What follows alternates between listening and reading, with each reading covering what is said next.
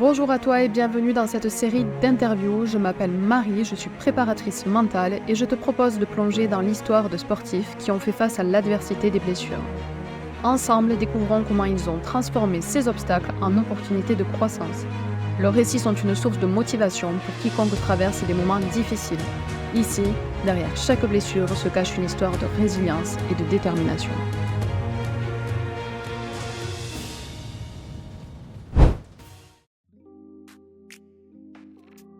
Déjà, est-ce que tu peux nous raconter brièvement ton parcours sportif? Moi, j'ai démarré le basket direct dès l'âge de 5 ans. Donc, j'ai commencé toute petite. Après, j'ai jamais arrêté le basket. Donc, ça fait plus de 20 ans que je fais du basket, parce que j'en ai 29 aujourd'hui. Donc, ça fait quand même plus de 20 ans que je fais du basket. À côté du basket, j'ai fait un peu de sport individuel, comme du judo, du tir à l'arc, ce genre de choses. Et du coup, là, je suis très honnête, ça fait vraiment 5 ans que je pratique vraiment le CrossFit. Au début, j'y étais, mais c'était occasionnel. Et du coup, j'associe la pratique du basket de manière régulière à celle du CrossFit aussi de manière régulière maintenant. Ouais. Le basket, tu peux me rappeler à quel niveau tu joues? Du coup, le basket, j'ai été jouer jusqu'en National 3 et actuellement, je suis en pré-national. Si je te dis, on va rentrer dans le vif du sujet, du coup, si je te dis blessure, ça évoque quoi pour toi? En termes d'émotions, de choses, ce genre de choses. Ouais, déjà de façon Ouais. générale, ouais, blessure, ça évoque quoi pour toi? Émotion, je sais pas. De suite, j'aurais dit la douleur en fait. Ok, Puisque moi, quand je me suis blessée, j'ai eu extrêmement mal. ouais. Et après, au-delà de la douleur, un peu de tristesse parce qu'en fait, ça m'a coupé de plein de choses. Pas de tout, mais de pas mal de choses. Et du coup, je pense qu'au-delà du fait de ne pas pouvoir pratiquer, c'est le côté, ça me prive de la vie un peu de groupe, puisque moi, je suis en sport co, donc ça m'a un peu coupé de la vie du groupe, même si j'ai essayé de rester dans la sphère un peu, ça m'a un petit peu coupé du groupe. Et puis, bien sûr, la frustration de ne pas être sur le terrain, quoi. Oui, Donc, c'est les 3 trucs, je pense, que je dirais, ouais. ok. Et d'ailleurs, quelle est ta pire blessure? C'est la dernière que j'ai eue là, on est quoi? On est en juin. Ça va bientôt faire 1 an que je me suis fait les croisés. Donc j'ai fait, rupture du croisé antérieur avec fissure du ménisque et entorse, du ligament latéral. Donc c'est ma plus grosse blessure que j'ai eue. En termes vraiment de durée et de tout ce qu'il y a derrière et athlée et tout, ça a été la plus grosse. Parce qu'en vrai, j'ai eu des fractures, mais rien à voir, c'était quand j'étais petite, donc rien à voir. Ok. Si on prend du coup cette dernière blessure, quel impact elle a eu dans ta vie sportive et à la fois dans ton quotidien en fait? Alors, dans mon quotidien, premièrement, j'ai dû arrêter de travailler un certain temps puisque, les 2 premières semaines de la blessure, tu peux pas trop bouger, tu as un peu mal. Comme toute blessure, voilà. Et après, ça a été surtout la durée de après l'opération, quoi. Et l'opération, donc j'ai eu, je crois, 1 mois et demi, voire presque 2 mois où j'ai pas travaillé. L'avantage que j'ai, c'est que j'ai pas travaillé sur place au CrossFit, mais par contre, j'ai continué mon activité d'auto-entrepreneur, donc ça, c'est cool. Et après, autre dans le quotidien, la vie quotidienne, elle a complètement changé pour moi, le rythme, parce que j'étais rythmée par le basket. 2 entraînements semaine, le match, des trucs comme ça, donc déjà, ça change tout. Et après, ma mobilité au quotidien, au début, était complètement différente, surtout après l'opération, où il fallait m'aider pour plein de choses. Je bougeais pas, voilà, c'était... Voilà, quotidiennement, ça a changé beaucoup sur, vraiment, je dirais plus, en termes de mon organisation habituelle de ma semaine, ça a changé plein de choses. J'ai dû apprendre aussi à rien faire. Ça, c'est très dur. Et après, c'était quoi? C'était sportivement, tu m'as dit, c'est Oui. ça? Tu en as un petit peu parlé tout à l'heure avec le fait d'être Ouais. blessé un petit peu du groupe.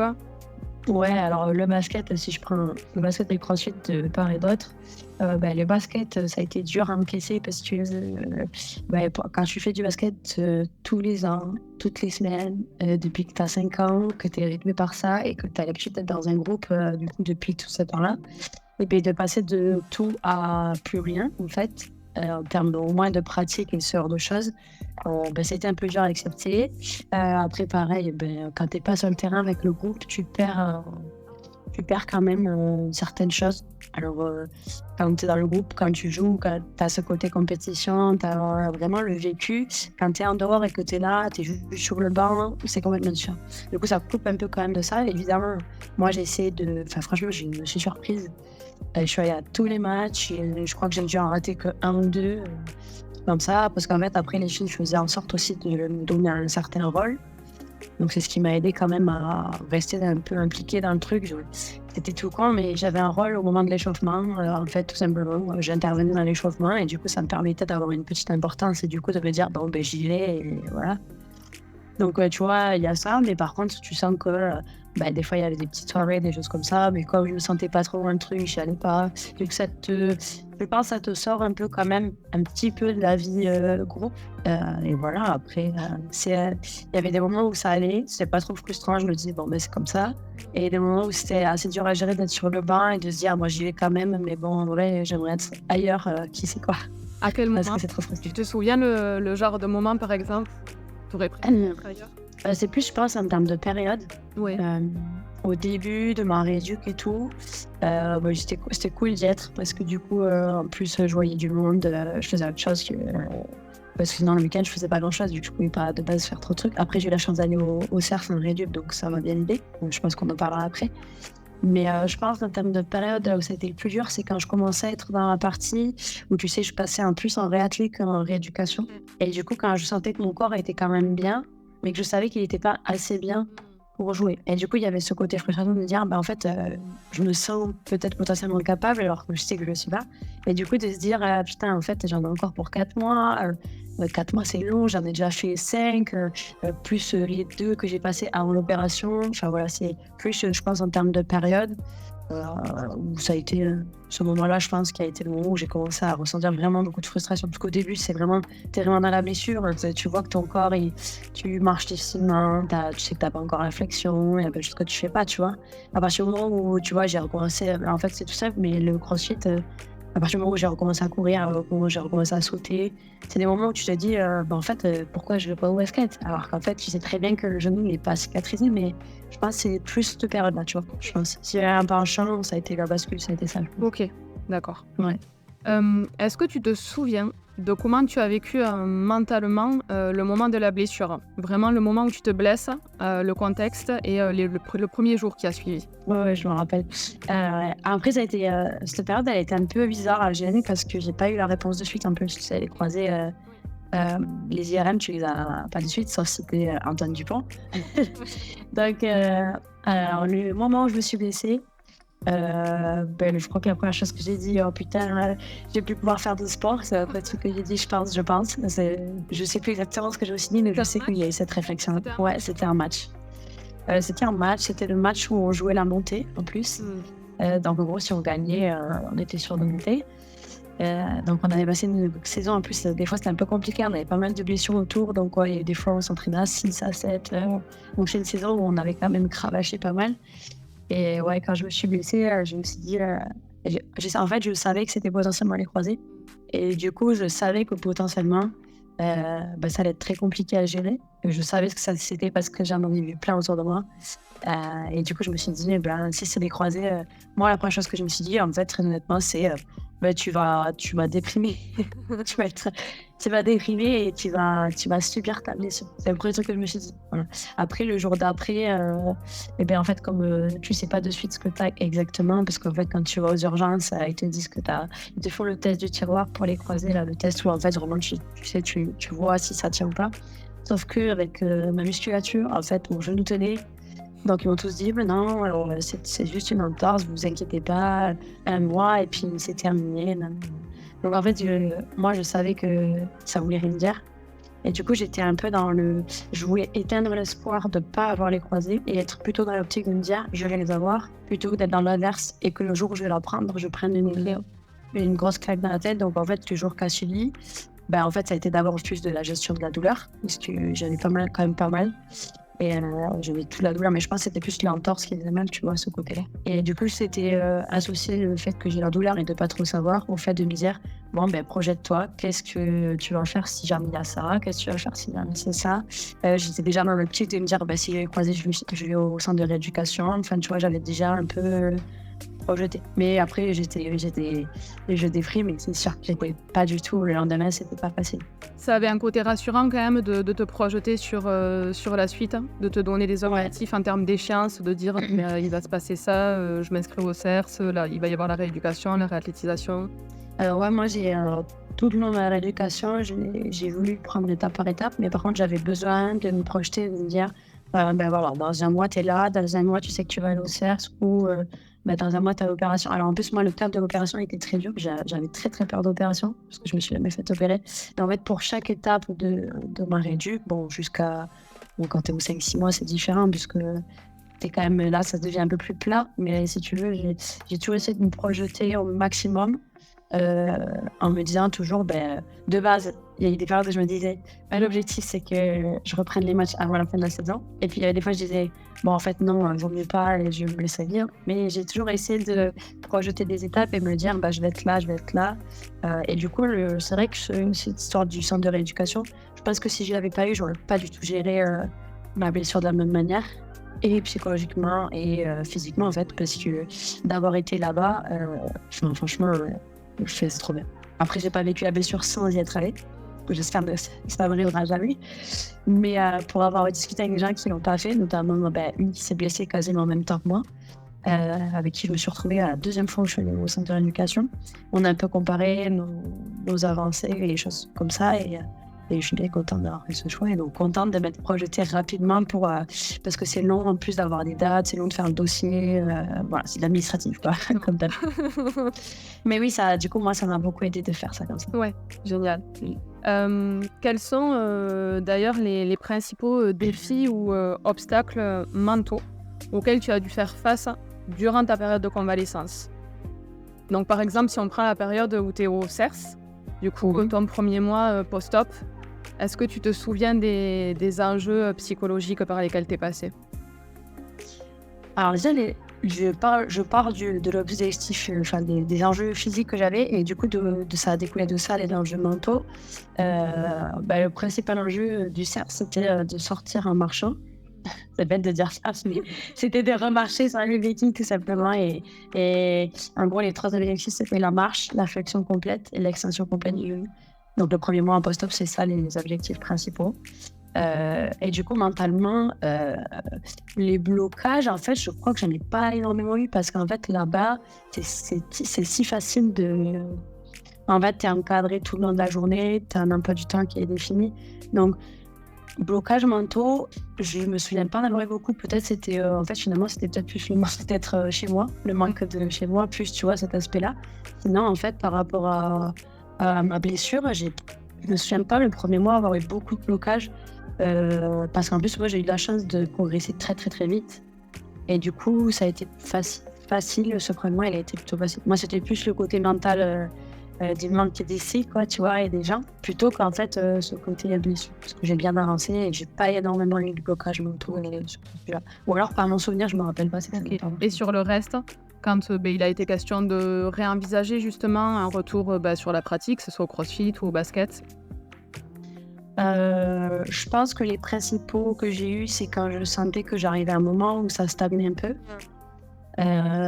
Et de me dire, des fois, je voyais que je progressais pas forcément beaucoup, alors que c'est normal. Et du coup, le blocage, c'est de me dire, en fait, pourquoi je continue alors que, en fait, je vois pas de progression et peut-être que je pourrais jamais reprendre le basket. Et voilà, moi, je pense que la plupart des moments où j'ai eu des blocages, c'est de me dire, est-ce que mon genou, il sera capable de réencaisser le basket, en fait.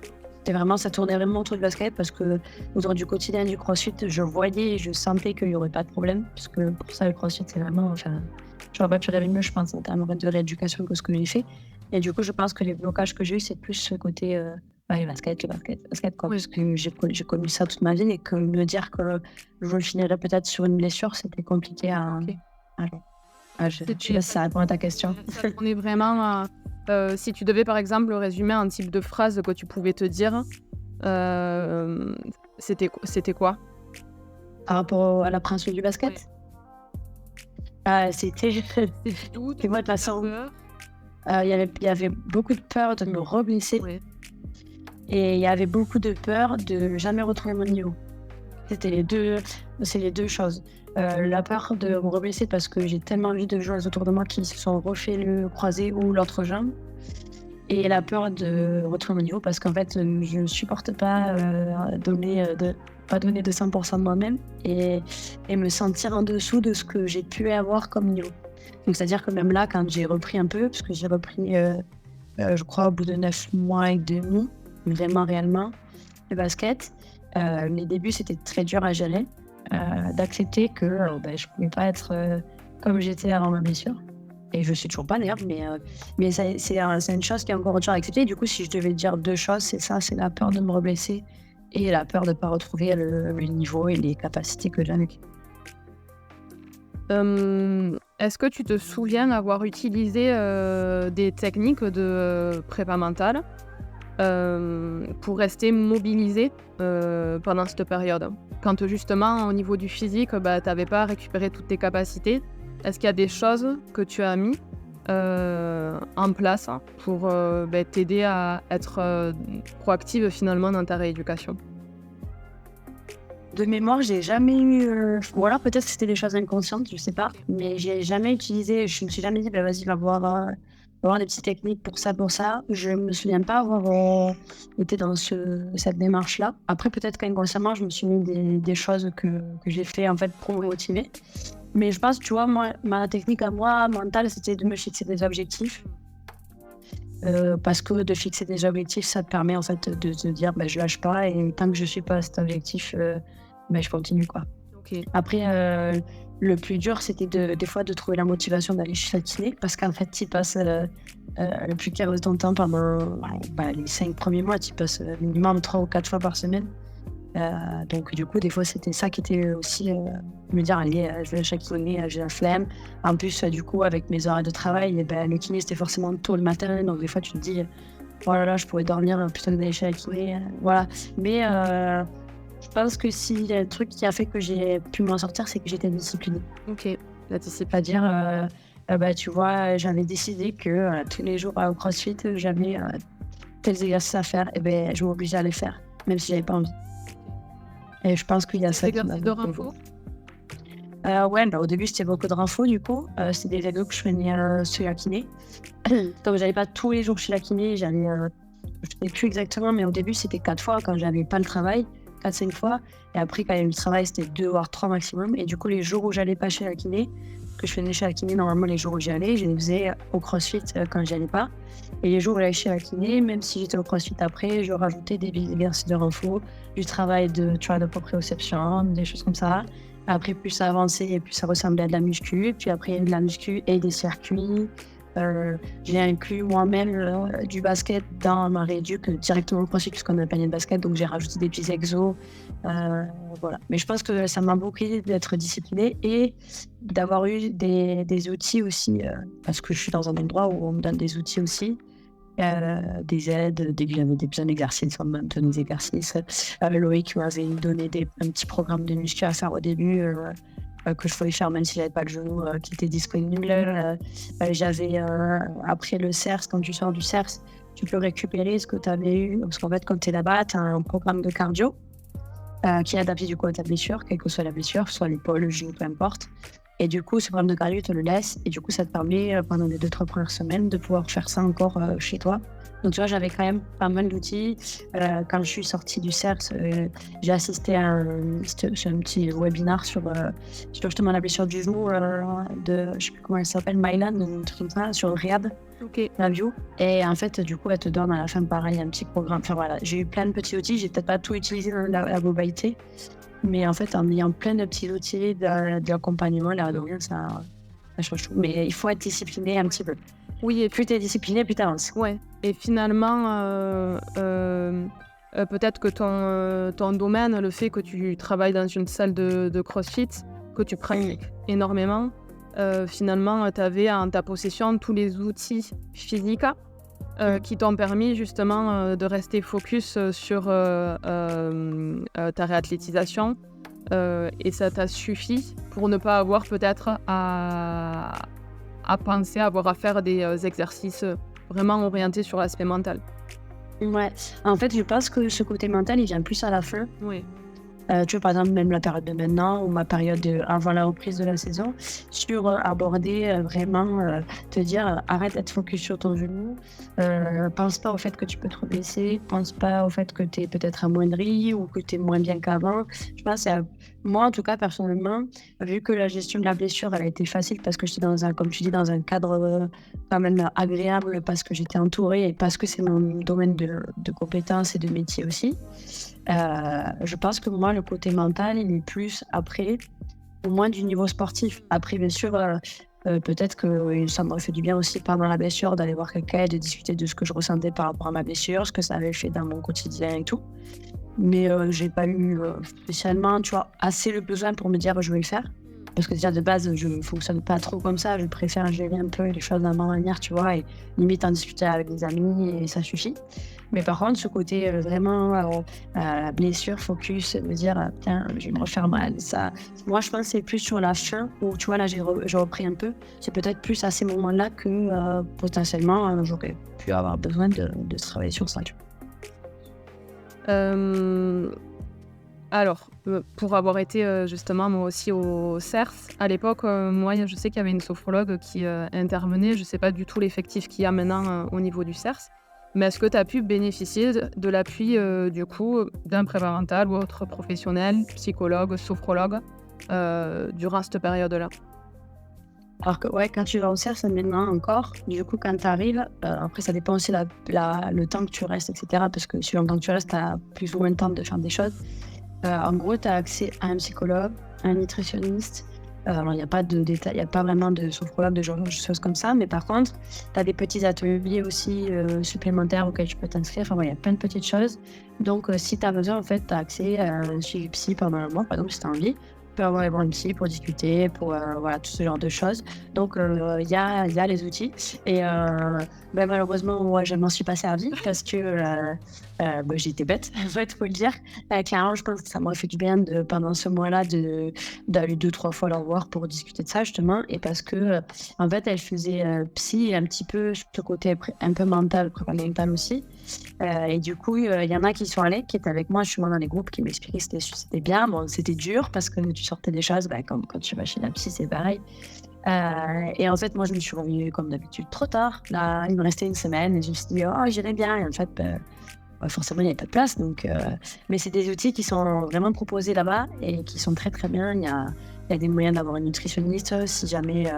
Même en fait, on a des prépas physiques dédiés aussi à chaque groupe. Je ne sais pas si c'était comme ça quand tu y étais, mais tu as un prépa physique qui est dédié sur chaque groupe, etc. de travail. Donc, pareil, si tu as des questions, des appréhensions, eux, ils sont tout le temps à l'écoute. Enfin, voilà, tu as des outils. Tu as des outils là-bas et tu as accès, donc faut les utiliser. Oui. Pas comme moi, pas faire comme moi. D'ailleurs, vu que tu les as pas utilisés, à ton avis, qu'est-ce que ça aurait pu t'apporter si tu avais déjà, dans cette phase post-op, utilisé du coup les services de ce psychologue et peut-être, si là tu te projettes sur la globalité de ta rééducation, tu te dis: «Bon, mais en fait, si j'avais bossé avec un prépa mental, qu'est-ce que ça aurait pu t'apporter d'après toi?»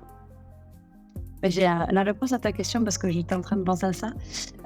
Moi, je suis retournée au CERS en février, là, du coup, pour la partie réathlétisation. Parce que mon objectif, c'était, en sortant de là, je voulais reprendre le basket. J'avais changé un petit peu. En fait, ça avait été toujours un peu mon objectif, mais là, je me sentais bien physiquement parce qu'au CrossFit, j'allais retrouver toutes mes capacités. Et donc, l'objectif, c'était d'accentuer la réathlé pour éventuellement, en mars, du coup, reprendre le basket. Ça s'est pas fait de suite, tout simplement parce que quand je suis rentrée du CERS, quand je suis partie de là-bas, je suis restée 2 semaines du coup pour la réathlé, parce qu'en fait c'est tellement intense que ça suffit un jour. En fait j'ai pas fait, c'était pas du tout une dépression, mais j'ai eu un gros coup de mou juste après en fait. Chose que j'aurais jamais pensé parce que je pensais qu'au contraire ça allait me booster. Je pense qu'en fait, je voulais sortir de là-bas en me disant ouais c'est bon, c'est sûr en sortant de là-bas, je vais être solide à fond, je serai apte et tout. Et alors que en fait, sortie du médecin à la dernière visite, il m'a pas du tout dit que ça allait pas bien. Au contraire, il m'a dit que tout allait très bien, mais que il a été le premier à me dire attention, pas mettre la charrue avant les bœufs, prendre des précautions, ne pas de suite refaire ça, ça, ça. Et je pense que je m'étais tellement projetée dans un truc idéaliste, en fait, de me dire, en mars, ça sera OK, ça fera 8 mois, je vais au moins retourner sur le terrain un petit peu, m'entraîner et tout. Que du coup, en fait, ça m'a stoppé un peu si je peux dire, ma motivation, je sais pas le terme que je peux utiliser.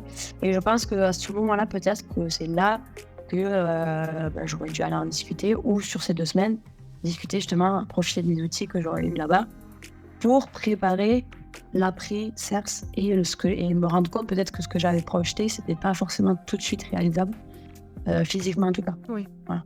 OK. Je pense qu'il y a un moment où voilà, ça aurait été là, je pense que peut-être ça aurait été bien.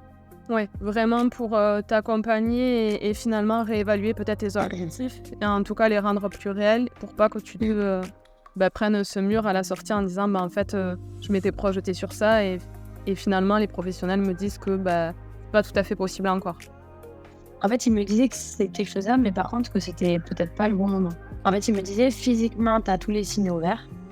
Évidemment, tu as tes tests ISO qui sont très bien, tu pas de décalage entre tes 2 ischios, bref, tu avais tous les signaux verts en fait, mais ils te disaient que voilà, 8e mois, il faut faire attention, le ligament il est quasiment cicatrisé à fond, mais tu pas encore mentalement, justement, ils t'en parlaient de ça, ils te disaient, tu pas encore mentalement tout à fait prête à te dire, mon genou, c'est OK, je peux tout faire, quoi. Parce qu'en fait, quand tu es au CERS, je sais pas si toi c'était le cas quand tu y étais, tout le long, en fait, même tout le long de ta réduc, tu as des tests tout le temps, tu sais, sur le ressenti de ta blessure, ta ressenti par rapport à ta articulation, à comment t'appréhender la vie, le sport et tout. Et du coup, ils te font des scores et à chaque fois, du coup, ils peuvent évaluer comment tu te sens mentalement. Et du coup, je sais que moi, au début, le premier mois, évidemment, tu as des scores pourris puisque tu es un mois post-op et que sur ces 2 semaines, entre mon arrivée et ma sortie, j'avais un peu évolué. Mais il y avait un point où j'avais pas évolué beaucoup, c'était l'appréhension du retour au basket, de me dire je vais potentiellement me reblesser. Et ça n'avait pas évolué, tu vois. Le reste, ça avait évolué, mais pas ça. Et donc, je pense que c'est reflet de... je m'étais dit qu'en fait, après le CERS, tout irait très bien. Et en fait, ça n'avait pas changé grand-chose sur cet aspect mental, tu vois. Physiquement, je pense que ça m'a beaucoup aidé, mais par contre, sur l'aspect mental, peut-être pas assez. Mais c'est peut-être du coup moi qui n'ai pas utilisé tout ce que j'avais à ma possession. C'est pour ça que c'est à ce moment-là peut-être que j'aurais dû plus utiliser ça. Okay. Si tu avais un conseil à donner justement aux sportifs qui traversent actuellement une blessure importante, ça serait lequel ou lesquels? Le premier, c'est de ne pas lâcher. Parce qu'en fait, quand je vois comment je suis aujourd'hui, en fait, techniquement, physiquement, je suis presque mieux qu'avant ma blessure. En termes de, si je dois comparer, par exemple, mes performances en termes de crossfit, puisqu'il n'y a que ça pour l'instant que je peux me comparer. Le fait d'avoir eu cette blessure et de ne pas avoir lâché dans ma rééducation, d'avoir été très disciplinée, ça fait qu'aujourd'hui, je suis beaucoup mieux physiquement, même dans ma pratique. Alors après, ça c'est personnel, c'est parce que en plus j'ai pris énormément goût au fait de m'entraîner assez souvent, etc. Mais le fait de ne pas lâcher et de respecter des petits objectifs et des steps et de se dire, voir les choses step by step et de ne pas aller trop vite et du coup de prendre le risque de faire mal les choses. La discipline, pas lâcher, même s'il y a des moments où c'est pas facile. Parce que j'ai eu des moments où c'était pas facile, j'en ai eu pas mal quand même, parce que tout le monde en a, je peux pas dire que ça a été tout rose. Mais pour moi, c'est être discipliné et se dire que si il n'y a pas de raison, tout le monde a réussi de revenir à sa blessure, il n'y a pas de raison que ce ne soit pas le cas pour tout le monde. Ok. Et aujourd'hui, en regardant finalement en arrière, comment tu perçois, toi, ton expérience de la blessure? Et y a-t-il des aspects positifs que tu en retires? Oui, il y en a parce que, comme je t'ai dit, j'ai découvert que je pouvais être vraiment, vraiment disciplinée alors que je pensais pas. Parce que avant de me blesser, j'ai toujours eu envie de démarrer des programmes ou faire des choses pour progresser. Par exemple, au CrossFit, je suis toujours là-dedans parce que maintenant je fais que ça, mais et je m'y tenais jamais. Je faisais 1 ou 2 séances, puis après j'en ai un moment, j'ai arrêté. Et là, j'ai découvert que quand il y avait quelque chose qui était important et qui en fait était même presque indispensable finalement. Je savais garder ma discipline et du coup, je me suis rendu compte que j'étais très persévérante là-dedans aussi. Et voilà, et qu'après j'étais très entourée aussi, parce qu'il ne faut pas le cacher, c'est très important. J'ai été très entourée par ma famille, mes parents n'ont pas lâché. Ma sœur aussi fait partie de la famille, je ne le dis pas, mais ma sœur aussi. Enfin, moi, j'ai une famille qui a été très, très présente. Voilà, ma compagne aussi. Donc, et puis après, les amis, c'est pareil, tu vois. Je trouve que l'entourage, c'était super bien entouré, ça aide beaucoup, Oui. beaucoup. Quand j'étais au CrossFit, ça a été très rare de m'entraîner toute seule. Enfin, tu vois, ça a été, même quand je m'entraînais avec les adhérents, l'entourage fait beaucoup de choses et du coup, dans le positif, c'est de se rendre compte que quand on est dans la galère, on n'est pas tout seul. En tout cas, moi, je ne l'ai pas été. Et du coup, je savais déjà un peu que je ne serais jamais seule, mais là, ça m'a encore plus montrer ça, tu vois. Oui. Donc, dans le positif, il y a ce côté chez moi que j'ai découvert un peu discipliné quand même. Et le côté, j'ai un entourage au top, quoi. Ouais. Voilà. Et Même les collègues de taf, je ne l'ai pas dit, mais je le dis quand même. Parce que s'ils regardent, ils regardent et qu'ils ne s'entendent pas. Mais oui, je suis obligée de dire aussi tous les collègues copains, parce que c'est des copains que j'ai au travail, ils ont été là aussi. Donc, c'est indéniable, c'est important, quoi.